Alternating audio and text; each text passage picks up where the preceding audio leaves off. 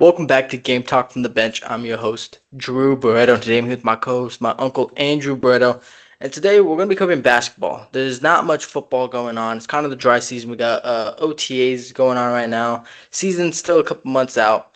But we're going to focus on basketball today. But after that, we'll give you our weekly MLB standings, and then we'll end off in Formula One. Starting us off.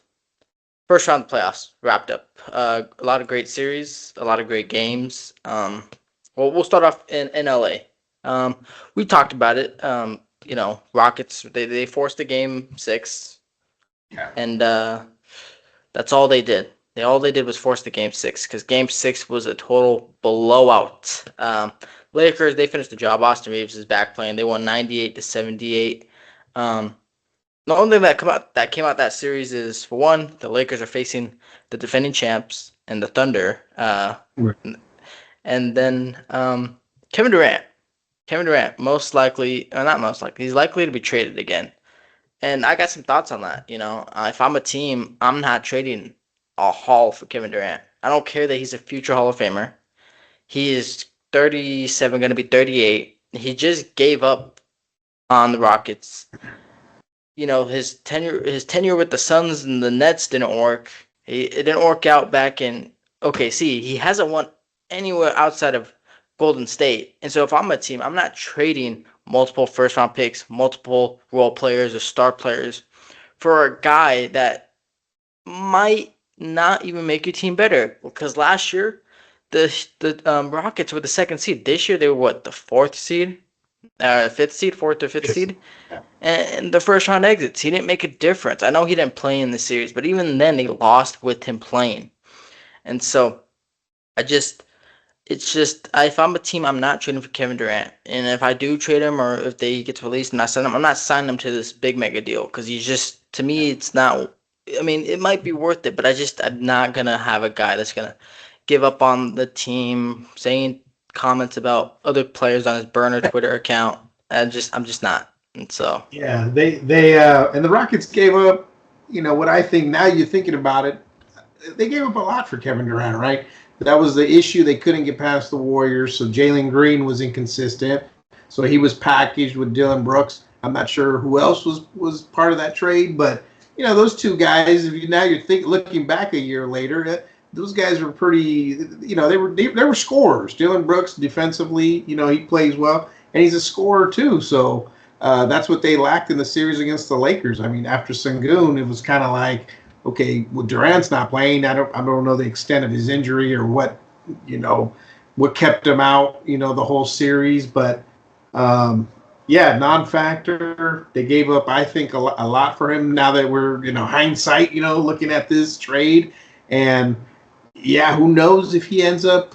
He's been around the block, so still an elite scorer. I mean, but I agree with you. Your whole point about you don't give up a big haul for him. Like, I think, and again, I don't know his situation. Is he a free agent? Is he just, no, I think he's under contract with the Rockets, so I believe they would have to trade him.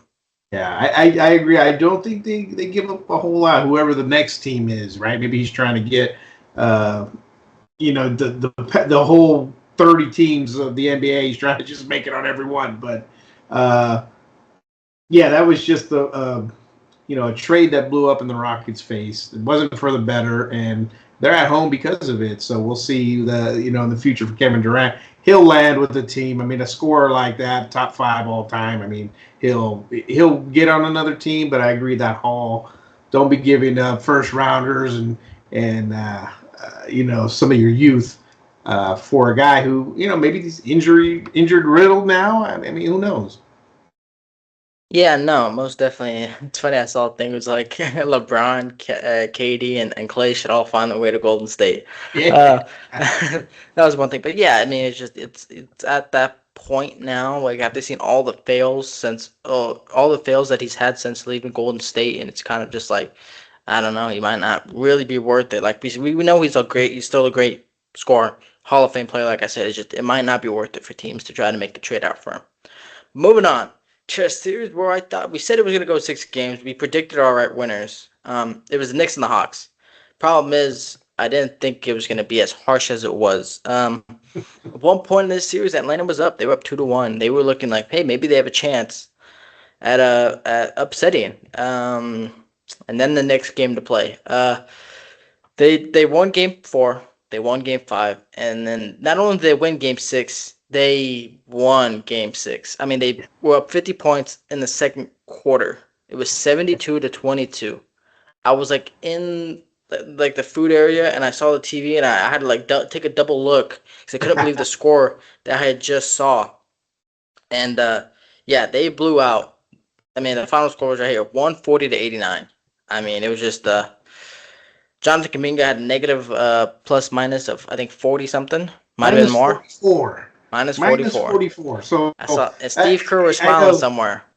he's smiling somewhere, and Warrior fans, well, I'm saying, where's the apology at? Like the Warriors were getting so clowned on for making this trade. It's the worst trade, and Kuminga's such a different maker. We've said it before. Don't get me wrong. He fits nicely with these Hawks, but is he that guy who's going to take to the next level? I mean, he's still young. We're going to keep saying that. He has time. But, to say that what a mistake the Warriors played and Kerr's this, Kerr's that, I mean, give me a break. Kerr has a lot of rings on his hand where Kuminga's still trying to find himself in the league. So, yeah, where's the apology at? Most definitely. I mean, Hawks, they had a much better year than prior years. But yeah, they just going up Funny. against. It's funny.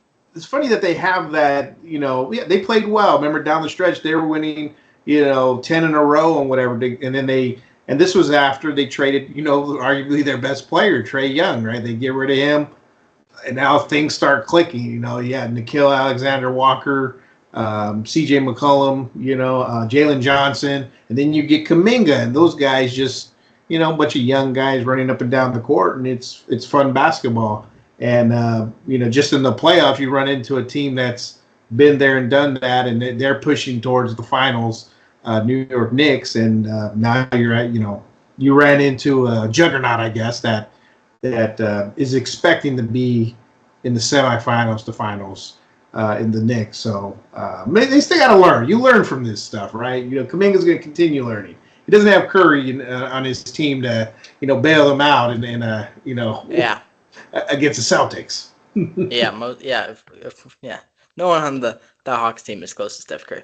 But yeah, so Knicks are moving on. I believe they are facing the Sixers. Yeah, they're facing the Sixers in the next round. We'll get into that. They already played game 1. Talking about the Sixers, they were down 3-1.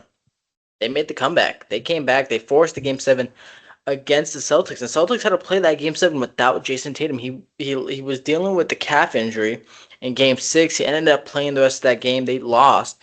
And he was ruled out for game 7. And the Sixers, they ended up winning. They won. They won game 7. 109-100, and they moved on. I mean, they got Joel Embiid back, Edgecombe, Paul George, Tyrese Maxey. I mean, they got a good 4 guys that are just like they're obviously going to carry the team, but they're pushing the team forward, and they end up getting a big victory over the Celtics. And even and I know people are going to say, Jason Tatum, he didn't play, but it's like the Celtics team was the 2nd seed without Jason Tatum. For the longest time. Exactly. Yeah. And so it's like, yeah, they were missing Jason Tatum. Jason Tatum, we all know he's an all NBA type player. But the Celtics still should have won this series, and they didn't. And props to the 76ers for upsetting, and now they're going to try to upset New York. It's going to be a tougher task, but like Kevin Durant said, anything is possible. Yeah, they got a warm welcome from Joel Embiid, who's been out this series for the most part, and he came back and gave them 34 points. Where's his rebounds? 12 rebounds. So he came back and they're looking like a whole different animal now. When you talk about Edgecombe, Maxey, Paul George is doing his part, and then you enter Embiid. But yeah, right now going up against the Knicks, and I know we'll talk about it. They're just clicking on all cylinders right now, right? Yeah, they are. But then our next series, we're in the Timberwolves and the Nuggets, and in game 4, I want to say, Timberwolves end up winning, but they lost DiVincenzo, and they lost Anthony Edwards. Anthony Edwards was out the rest of this series. He did make it to return it in the series against San Antonio, but we'll get into that. He was out, right? They Ao Desomu, he was out in game and hold on. Nuggets won game 5. Right? They made it 3-2. And so we're into game 6. There's no Ant. Oh, no Ant, no DiVincenzo, and no Ao Dosumu. Right? They're missing. Dosumu was their leading scorer in the playoffs. And so, they're missing a lot of offense. And, against the Nuggets, who are a team that, got a multi-time MVP. They got, guys that could, this is a championship team, right? They won the championship. But Terrence Shannon, I want to say he's junior, he got playing time this game, and he did not disappoint. He started, he had 24 points, and man, him and Jaden McDaniels carried this Timberwolves squad to a huge Game 6 victory over the Nuggets to move them on to the next round to play the Spurs. And I was wild. I mean, this kid, he was getting to the rim. He was taking nothing. He would just drive by you and take a tough lay and get it down. And then Jaden McDaniels, both sides of the ball, massive steals, getting to his jumper, knocking everything down. I mean, those two couldn't have played a more perfect Game 6 to move them on. Yeah, like you said, Jaden McDaniels, what a game he played, to close out the Nuggets.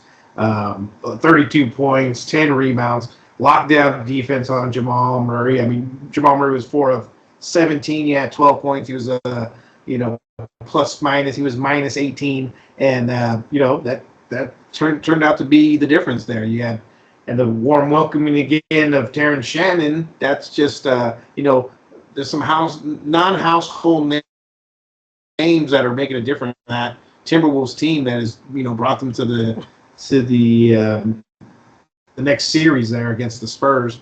And I mean, this defensively they're coming along and just waiting for Anthony Edwards to come back and do what he does offensively. Yeah, so it was a big win for the Timberwolves. And so, Nuggets, they get eliminated, and it's kind of like, what's going on, right? They win the championship, and then they just haven't done anything since. And so it's tough. Jokic, we all know he's a multi-time MVP, but like I said, they haven't won anything since they won the chip. And so it's brings up some issues, but it's, they gotta figure something out. That was the team I thought they were going to go back. That was the one I picked, was the Nuggets. Like, we're looking at the standings and the bracket. I'm like, I like Jokic here. I think he's what is he? Has he won 4 or potentially can win 4? Okay, so I'm picking him to win the MVP and then possibly make a finals run, but there just wasn't enough. He didn't get enough help there. Jamal Murray had a rough series. That's a credit to the Timberwolves defense that seems to be continuing in this new series they're in too against the Spurs. So. Yeah, no, just their guys don't show up. I know Aaron Gordon wasn't playing in certain games. He was out with, I believe, injury. And so, yeah, just a tough blow for the Nuggets. But, yeah, no, I had the Timberwolves winning. I thought they were going to win in 7. It only went to 6 games. And yeah, they moved on. But our next series, this series also went to 7 games. It was the Raptors. I talked about it. I had the Cavs winning, right? I had them winning, I believe, in 6. But I talked about the Raptors. I said they're an unknown name. No one's been talking about it, but they're a good team, and they showed it this series, right? The 6 seed going against the 3 seed, and they showed fight. I mean, RJ Barrett, he hit a game-winning 3. I mean, it was just they played great basketball, and they took this Cavs team with James Harden and last year's Defensive Player of the Year to Game 7, and I mean they came up short, right? They lost 114 to 102, but I mean it was just a closer series and it could have gone either way, and props to the Raptors. Like I said, no one's been talking about them, but after this series, everyone's just finally realizing how good of a team they were. And I know they were only the 6th seed, but I mean you couldn't really get into that top 5. No, they weren't. They were the 5th seed. My bad. They were the 5th seed. And so I mean, they were already up in the top 5, and they battled with the 4 seed, and like I said, they just came up just short, and so it's a tough loss for the Raptors. But the Cavs, they move on. They're playing. I won't say that yet, because we'll get into the next series. But yeah, they moved on. Yeah, did you see that R.J. Barrett 3-pointer that bounced? That was a reminiscence of, and I saw some people say it too. Yeah. 2019 Kawhi Leonard, like he had that similar in the not from the top of the key, but on the side there, and it was bouncing 2-3 times. R.J. Barrett's went bounced once, and I think it went just once, and then went straight in up from skyrocketed up high and went all the way in, and uh, yeah, that was good. It went 7 games. A lot of games went 7 games. There's some good series going on right now. I did take the Cavs, and I think either one of those guys, they're gonna, whoever was gonna move on is eventually going to lose. Yeah, it was like I said, you saw that shot, and it was like they got the luck going on Toronto. I mean, like you said, that Yeah. Raptors shot. I mean, it was crazy, but yeah, Cavs move on, and into our final series, Pistons and the Magic. We talked about it a lot last week. Number one seed.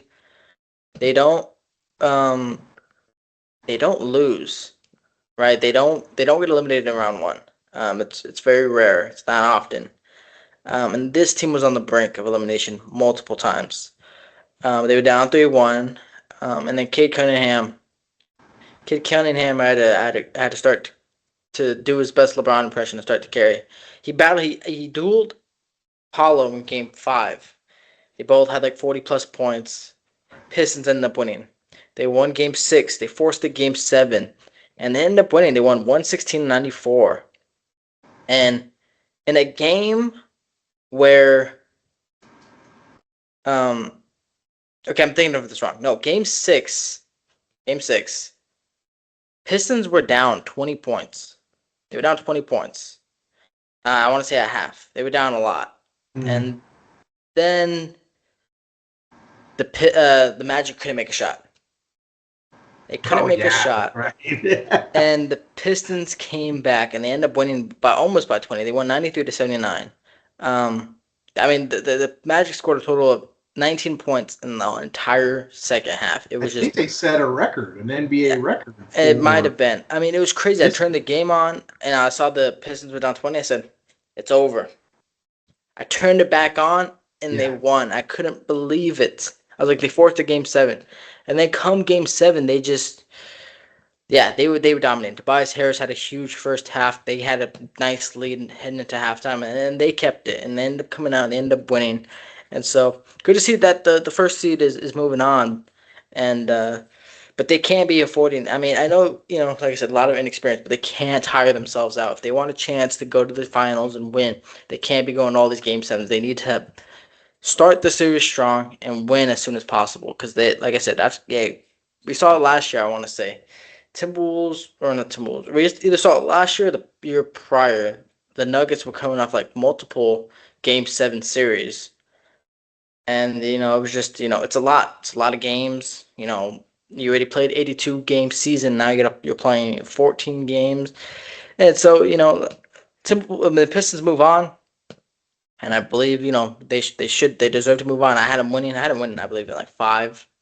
Um, but they end up moving on, and it's good because they are truly the better team. They showed it, and they were the number one seed for a reason. And I can't wait to see them win their next series.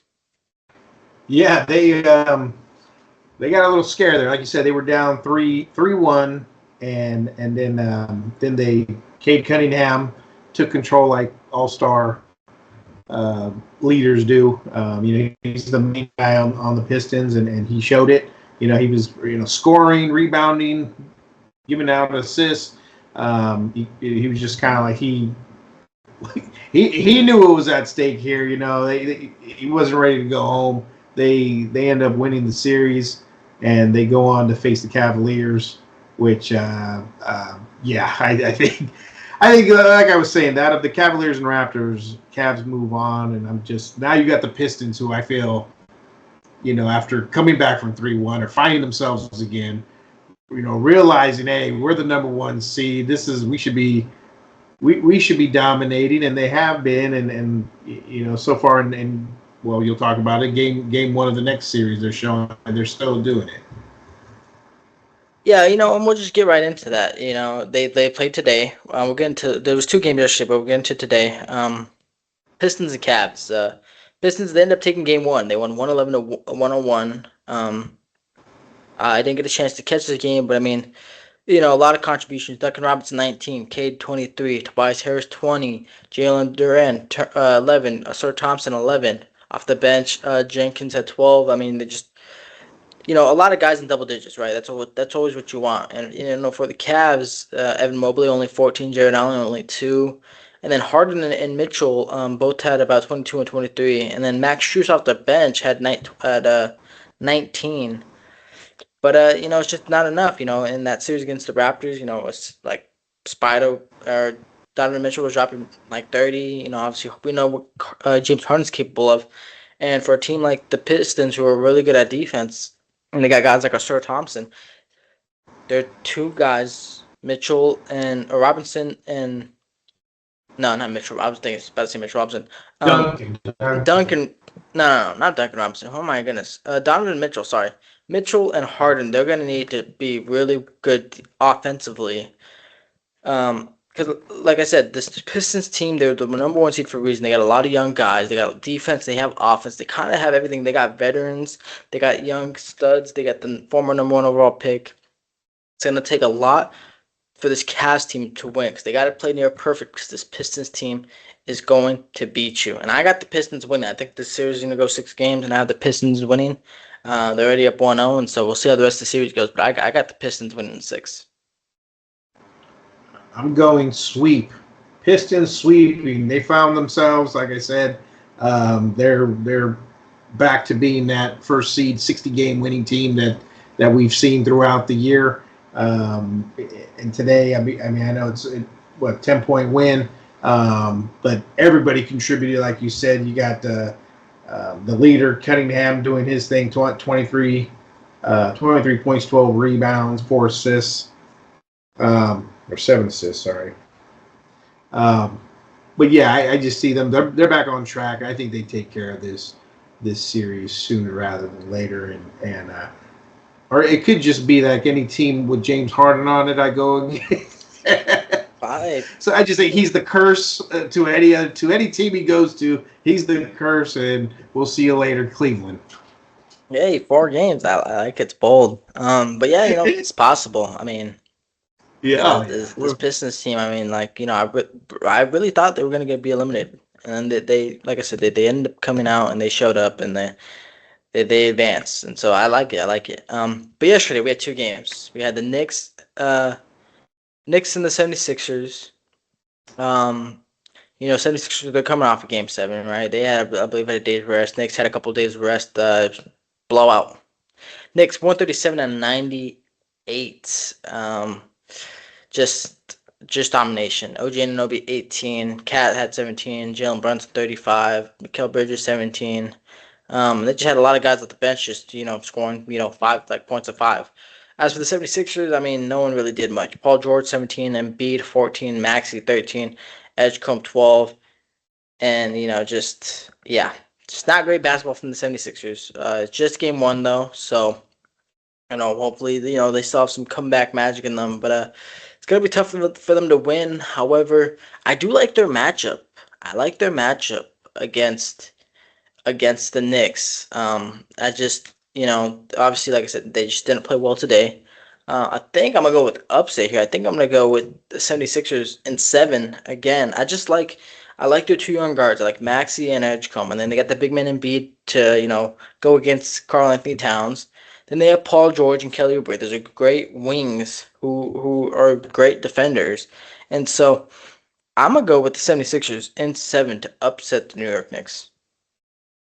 Nice. Okay. Well, it's good. We're disagreeing here because I think the Knicks are going to continue this. They're not going to beat, everybody by plus 25. They're actually the first team to win the, 3 straight playoff games by at least 25 points or more. I think they continue this. Like, again, another team that I think said, hey, we, had a little scare from the Atlanta Hawks and then ended up saying, like, it's time now, and like you said, they had everybody contributing to this game 1 win. Jalen Brunson 35. I'm looking at the 76ers. Yeah, they you know what they're saying too, right? They played the day before. They played game 7. against the Celtics, so they a little tired, a little Yeah. tired. I think the coach ended up taking the starters out, maybe at the half or even the third quarter, early third quarter, or whatever it was. But the whole starting lineup is in the minus 26. Paul George minus 24, Embiid.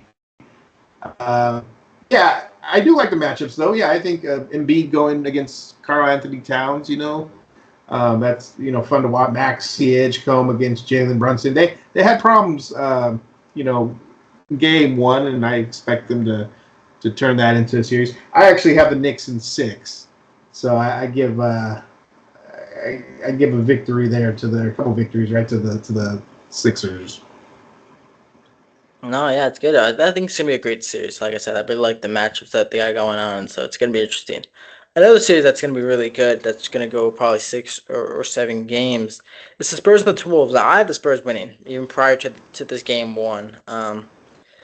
However, though, yeah, Anthony Edwards, he somehow miraculously he returns 9 days after injuring his knee. He returned. He played game one against the Spurs, and the Spurs they dropped game one. They lost 104 to 102. They had a chance to win it. Julian Champagnie, he had a good looking three. He had a wide open three. It was kind of a sidestep. I know he's more kind of like a catch and shooter, but he had a sidestep three. Just missed off the front iron, and so they were shot away from winning. But I do think. I mean, look. I mean, it was just a good, diverse scoring from all of the Timberwolves. McDaniel 16. Randall had a great 21 points. He was great in the second half. Conley at 12. Shannon at 16. Edwards at 18 off the bench. As for the Spurs, I mean, Wemby only had 11. That's not gonna. They're not gonna win games with him scoring 11. Although he had 11, he did have 15 rebounds and 12 blocks. Although there was things coming out saying some of his blocks were goaltends, it's too late for that, right? It was already recorded 12 blocks. I Yeah. think it was a playoff record. But yeah, 11 points is not going to cut it. The Spurs need to win. Wemby needs to score about 20 a game. Dylan Harper was right off the bench, 18 points. Keldon Johnson, 11 points off the bench. De'Aaron Fox, 10 points. Unacceptable. Unacceptable. De'Aaron Fox, time and time again in the playoffs, he's also been an inconsistent player. Um, he's got to do better. He can't be scoring 10 points. Stephon Castle, he had 17 points. Champagne had 17 and Vassell at 14. But yeah, Wembanyama and Fox, they need to step up if they want to win. Those guys should be dropping about 20 a game in this series. As for the Timberwolves, big upset in game one, right? Big steal. You flip home court advantage. And so, they're gonna have to keep it up. It's gonna be tough though. I know Wemby's just a force to be reckoned with. I mean, it's hard to even for Gobert, it's hard for him to guard the 7-4 demigod. And so, like I said, big game one win for the Timberwolves. But yeah, I have the six. I have not the six. I have the Spurs winning, and I'd say 7 games. 7 games. Well, I'm taking. You know what? That's the thing too with the Spurs. They're still on the young side. They still Wembayana, all those guys, Stephon Castle, who was that? Dylan Harper, young guys, right? They're still so yeah. De'Aaron Fox, yeah, you need to show up. Harrison Barnes, you guys need to do a little bit better with the time you're given. Although Harrison Barnes only had 10 minutes. They need to lean on the veterans a little bit more because they're going up against a veteran team against the Timberwolves who look like, I mean, they already pushed through, Jokic and that team, and they came out on fire this game one, and they were, playing really physical with Wemby, something that he hasn't seen, in quite a while, maybe since the last time he played the Warriors and Draymond Green. But yes, I always got to bring up the Warriors. Sorry, but yeah, I mean.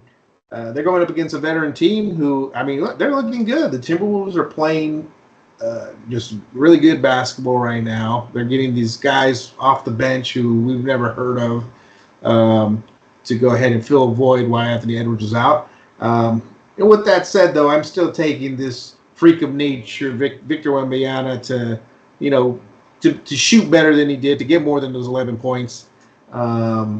And I'm taking them in 6. I'm taking the Spurs in 6. So we'll see how it goes. But yeah, I don't think it's going to be that easy though. Yeah, I think Timberwolves could go ahead and give them some problems there. All right, so we're in agreement on that one. But into our final series, Yeah.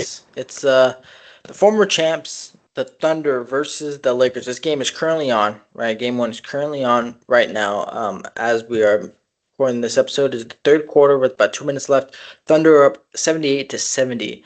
Lakers still without Luka. They say he isn't close to returning. He hasn't even started running yet.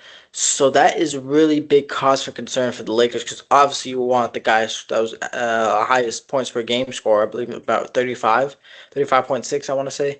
Um, and against this Oklahoma team that's known for their, physical defense, they're going to want as much scoring as possible. LeBron can only do so much. Austin Reeves can only do so much. As right now, they're down 10. They're in the game. But yeah, I had the Thunder winning in about 5 or 6. But if the Lakers want a shot to upset this series, they need Luka back sooner rather than later. That's the key right there. You need that Luca guy to. That's the whole reason why they got him. They is for this series right here, for the playoffs, just to do what his triple doubles or his 30 points that he gets a game. That's definitely needed. Yeah, Lakers doing a good job. They're only down by 8 right now. It's almost the end of the third, but yeah, going against the champs and that team has already experienced from the playoffs last year and winning the title. Going up against LeBron James, I still think LeBron's going to have a moment there. He might take a game, maybe 2, but I'm taking the OKC in what did I say here? 5. I got it in 5. The It's gentleman sweep. hard to I give like it it. credit to the Lakers. Yeah, yeah, it is. Um, so that is all that we have for the NBA. Moving on to our weekly MLB standings. We'll start off in the American League East. Yankees, they're 24-11, but following right behind them is the Tampa Bay Rays. They have been a big surprise thus far in the season. They are 23-12. In the AL Central, Tigers, they're 18-9. However, they are losing back-to-back Cy Young winner Tariq Skubal for at least 2 to 3 months. He had loose bodies in his throwing arm, and so he had a procedure to get that to help with that. And so yeah, they're gonna be missing their 2-time Cy Young winner, and for a team that's been struggling, they're 18-19 in a close division. Everyone is in this division race. It's gonna be tough to make the playoffs without him. But in the American League West, the Las Vegas Athletics, they lead. They're 18-17. But then again, it is also a close between the Rangers, the Mariners, and the A's so far. Season is still early, but that division is close. Into the National League, Braves have the best record in the league. They are 25-11. Phillies are 9 games behind. In the NL Central, the Cubs have been hot. They are 23-12. They are top of the NL Central ahead of the Cardinals and the Reds. And then the National League West, Dodgers 22-13, Padres 20-14. Padres are 1.5 games behind the Dodgers. And as for injury news, I really don't have much. Like I said, Screwball is out for 2 to 3 months, and so we'll see. We'll see what the updates on him for the time being. I know engineers for the Padres, Griffin Canning made his return to the show, and he had a nice 5 innings of 1 earned run ball against the White Sox. Also, Japanese superstar Munetaka Murakami, he's been phenomenal throughout the year. I believe he's up there with home runs and most doubles so far in the season. I mean, the rookie, a lot of questions. Can he hit a fastball faster than 93? There's a lot of speculation on how his game would translate into the MLB, and he's showing it thus far. And he's only signed, I believe, a 2-year deal with the White Sox, 2 or 3 year deal with the White Sox. So he's showing up, and so great for the White Sox. However, could be moved at the deadline. He might be signed elsewhere in a few years. But yeah, but to end off today's episode, it's gonna be a little shorter. Like I said, not much NFL news that was really worth talking about. But ending us off today, we are going to end in Formula One. We finally had a race weekend. It had been 5 weeks since our last race in Suzuka. We were in Miami. We were in Miami this week, and we had a sprint and a race. And the sprint, I don't have the sprint up. I didn't watch the sprint. I honestly, I looked up the time. It had told me, what's it called? It tells you in EST. And so I read it wrong. So I missed the sprints, but I did catch qualifying. And I did catch the race. As for the race, I mean, it's kind of been like every other race. Kimi Antonelli started on pole position. I made a post about this. Kimi Antonelli started on pole position, loses a couple positions. Max Verstappen spun out in lap one. He recovered, kept his position. Hamilton had damage in lap one to call a Pinto. He lost a lot of downforce. Leclerc of the Ferrari, he was in P1 for quite some time, and then a safety car happened. He was in double overtaken by Norris and Antonelli. He was third place. Ferrari, for some reason, pitted him early. I think it costed him his race, and Leclerc was looking like he was going to finish with the podium, and then he spun out, hit the wall, couldn't turn his vehicle, and finished P6 until he got a 20-second time penalty from the stewards after the race. And he drops all the way to P8, and it was just a tough race for the Ferraris. And their car is still not it's not close enough to the Mercedes powered engine of the McLaren, and obviously the Mercedes. So Antonelli, he wins his third straight, starting from pole position. Lando Norris was P2. He just couldn't catch up to Antonelli. He's just been fast. George Russell struggled. He ended up P4 only because Verstappen was on hard tires for about 45 plus laps. And like I said, Leclerc spun out and damaged his car. Otherwise, Russell probably would have finished P6 or whatnot. Otherwise, both of the Williams scored points. Albon was P10 and Carlos Sainz was P9. And so, next race isn't for another 3 weeks. It's brutal, but the next race is in Canada. So it's going to be interesting to see. Mercedes will have upgrades coming in Canada. So they're already, obviously the best car on the grid. They're going to have more upgrades coming. And it's going to be interesting to see if Antonelli will win his fourth straight race and just build on his championship lead. So that is that. That is all that we have for today. Thank you all for tuning in. I'd like to thank my co-host, Uncle, for joining me today. I was planning on having another guest today. He was unfortunately unable to make it, so maybe next week we'll have a third guest giving more thoughts on his thoughts on the playoffs. Maybe there'll be some NFL news. Ooh, before I end off though, hockey. I don't know hockey, but I know the lottery just happened. The Sharks. Sharks were a great team. They just missed the playoffs, I believe. They end up getting the second overall pick. And so a dynasty is building in San Jose. They're getting, renovations in the stadium. They had the second overall pick. And it's funny, I was on X or Twitter, and I saw, someone posted, the Sharks getting the number 2 overall seed, and I said, Adam Silver. It's all posted. Said, Adam Silver, you know what to do. Oh, it said. I said, Adam Silver, you know what to do. Give the Warriors the second overall pick. Yeah. Let them get, AJ Dybance or whatnot. Yeah. So I thought that was funny. That would be nice. Come on, Silver. Yep, it would be. But that is, like I said, that is all for today. Thank you all for tuning in. And until next time. Oh, hold on. Not until next time. I almost forgot. Episodes every Wednesday around 2 o'clock, anytime between 2 to 5 o'clock. Post outs on the weekend to get my initial reactions on things. I got my initial reaction after the race this past weekend. And so, yeah. Until next time, stay ready.